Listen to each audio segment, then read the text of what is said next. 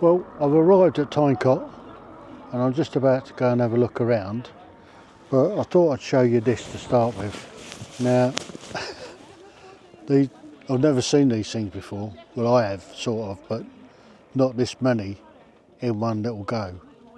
Just have a look at this lot.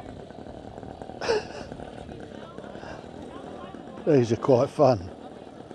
So they're sort of bicycles with a little lawnmower engine on the front. So just crazy women. Yeah, should be quite a giggle watching this lot go off. Mad. They're mad, absolutely barking. Oh look, somebody's got a monkey bike.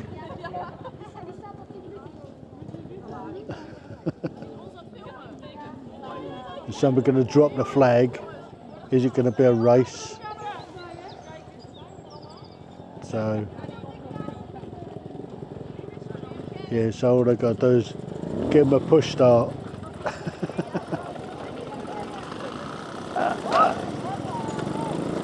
Oh, crazy.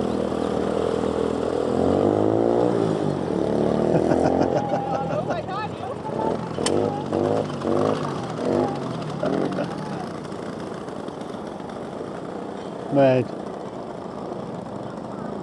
Seems like some are having trouble starting, some are just having a bit of a laugh.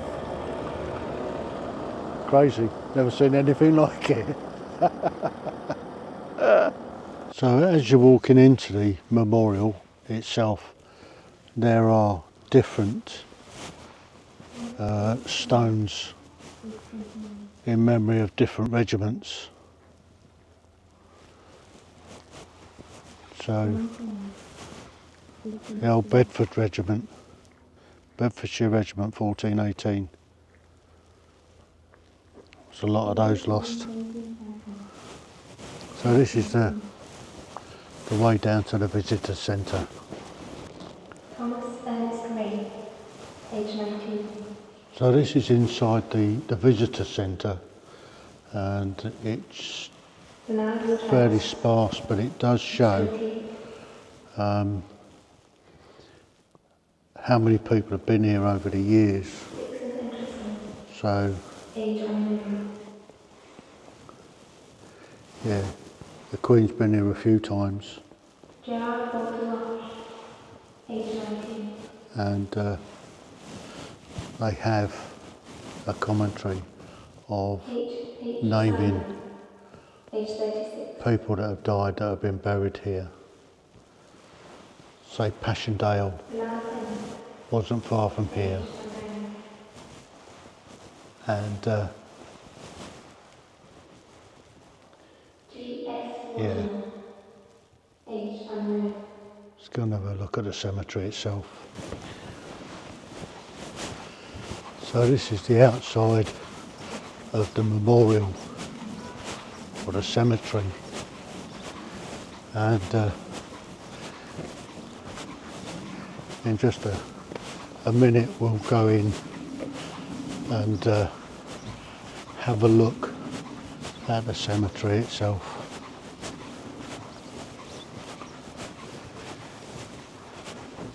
Feels quite serene. Feels yeah. So this is kept by the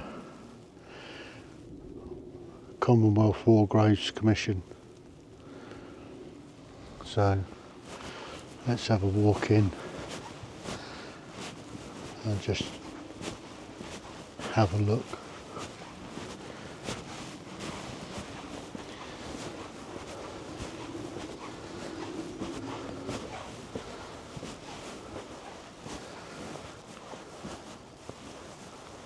Wow.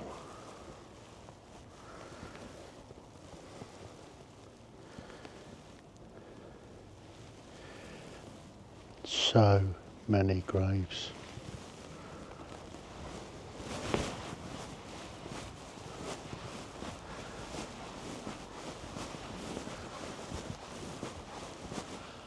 So many names. Duke of Wellington Regiment, Duke of Cornwall's Regiment, Duke of Cornwall's Regiment,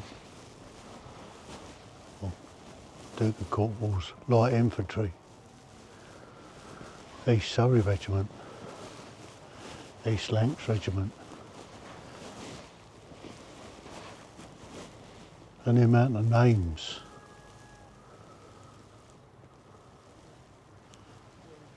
The sheer volume. Worcestershire Regiment. And it goes the whole way round.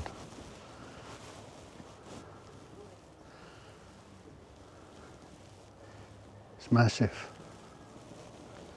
It is massive.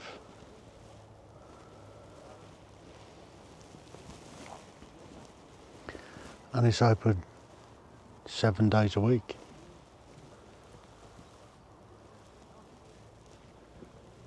Don't know what else to say. It's impressive.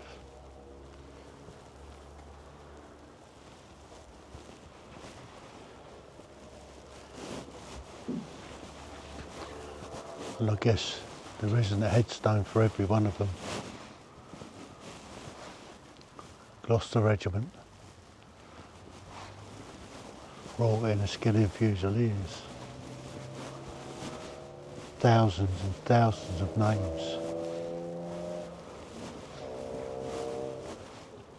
Cameronians.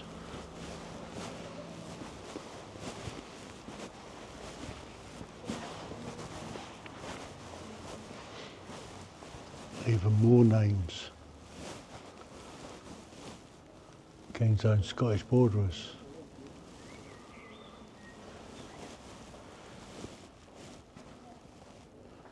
So many regiments, so many people, so many men died just in this one area alone. That's not counting the whole conflict of the 1418 war.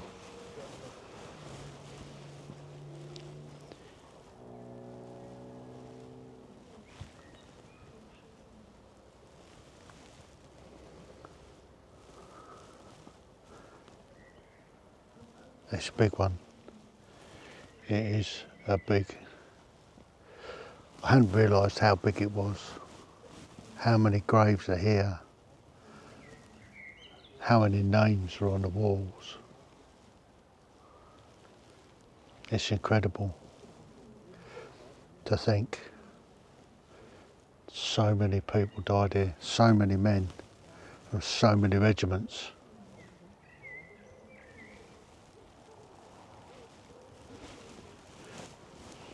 It's quite moving.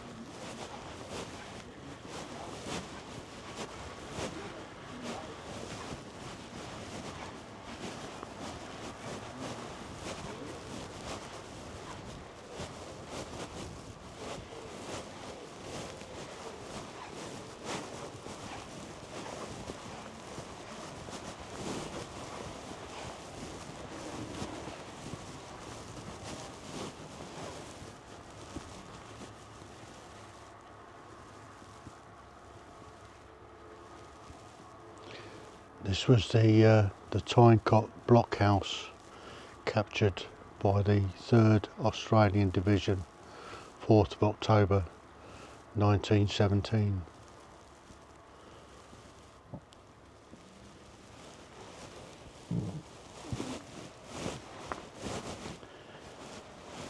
So many.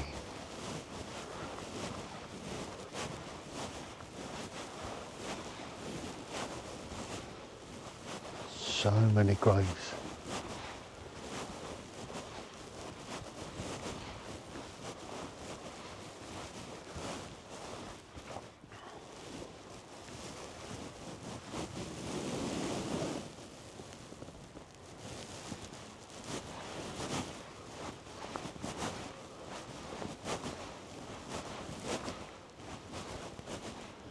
Canadians, Australians, Commonwealth soldiers. So young, most of them.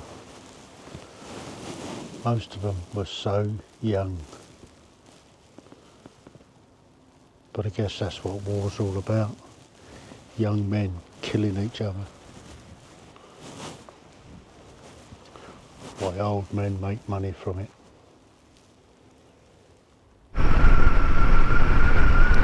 It's quite hard to actually comprehend that the whole of this area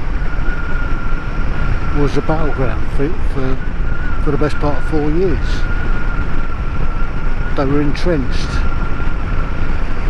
The lines barely moved. And it was across this whole area. Trenches, trench warfare. And places like Passchendaele, Ypres, Somme, and the millions of soldiers that were fighting and died here. And for those that actually survived and went home, must have been carrying,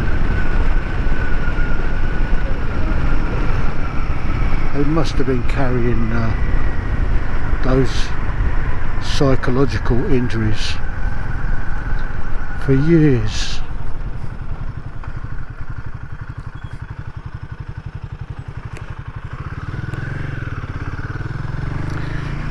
So yeah, I mean it's just doesn't, it's just difficult to comprehend what trench warfare must have been like.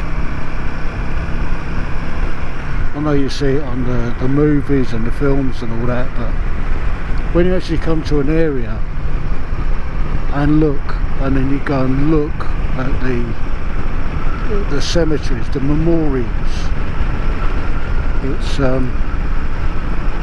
it's a proper, it really does bring it home how challenging life must have been. And you imagine now, imagine kids today, would they stand up and go and fight for their country? I don't know, I'm not so sure.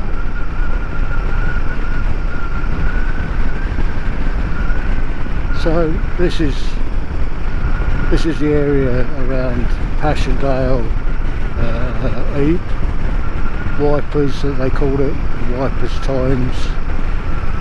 So it's yeah, that's been a little bit of an emotional journey really on this one. And coming from Waterloo and seeing the different warfare, totally different warfare, sort of 100 years previous to 100 years later, and to what warfare is nowadays. But the end result is people get killed. So there you go. That's my little bit of philosophy. There's another little cemetery. And they're scattered all around this area. Monuments and memorials to the fallen. Here's another war memorial, pointing to the direction of Passchendaele and where I've just come from, Tyne Cot Cemetery.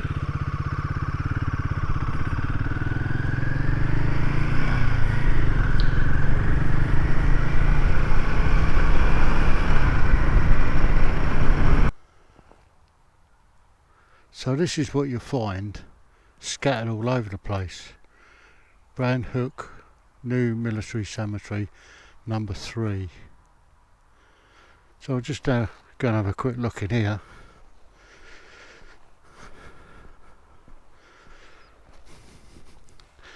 and this is 1418 again, or 1718, and the Commonwealth War Graves Commission look after these,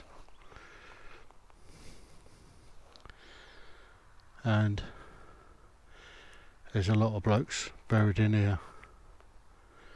There's one there from the Leicestershire Regiment, one of my forebears. Lots of artillery.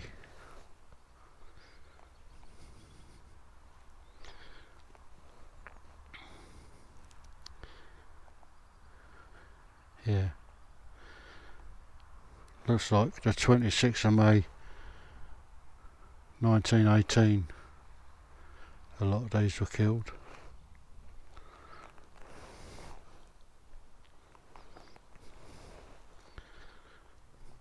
And slightly later, 2nd of October 2018.